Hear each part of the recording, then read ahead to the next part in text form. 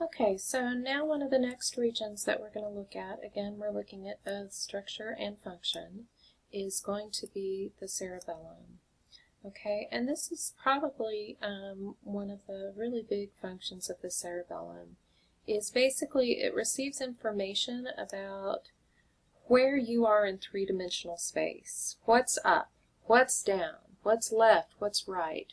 Where's gravity pulling you? Are you standing straight up and down? Are you lying down? And then it's going to adjust your motor movements accordingly. So for example, it would allow me to walk in a relatively straight line from one location to another without falling over, because I always know which direction up is and which direction is down.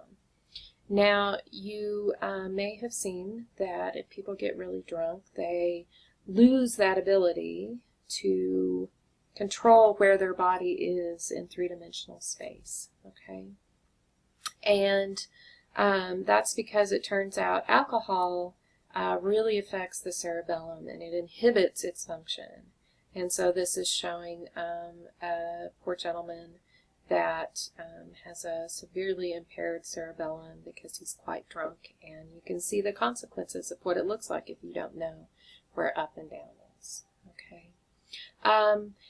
So another thing that the cerebellum does in line with this is it fine-tunes learned movement. So a learned movement would be anything that you practice doing as far as moving, and that gets easier and better over time.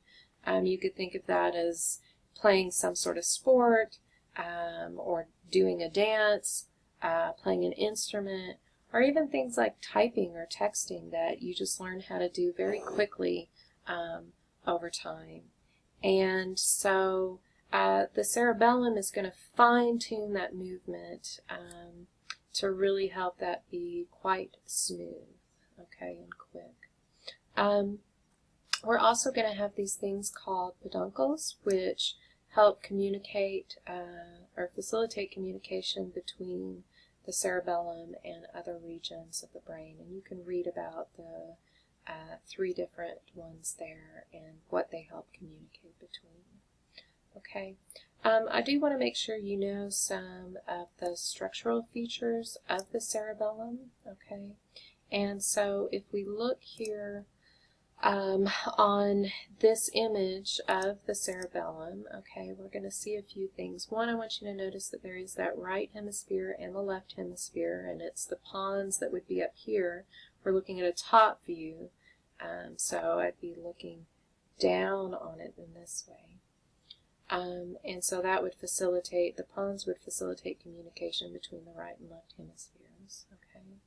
We are going to have some lobes. We've got an anterior lobe up here in blue, a posterior lobe in brown. In between there is a large fissure, okay, called the primary fissure. A thing to note, instead of this bump being called a gyrus on the cerebellum, it's called a fovea. Okay, so you could think this thin spaghetti is a fovea. Right. And then in between the right and left hemispheres is going to be this raised bump, and that's called the vermis. Okay. Now, if we take a sagittal cut, remember sagittal cut, we're cutting through this way. Okay. So if we take a sagittal cut of the cerebellum and look at it here, okay, we're going to find a few different things. One, it's got an outer gray matter cortex, okay, and then on the inside it's got white matter.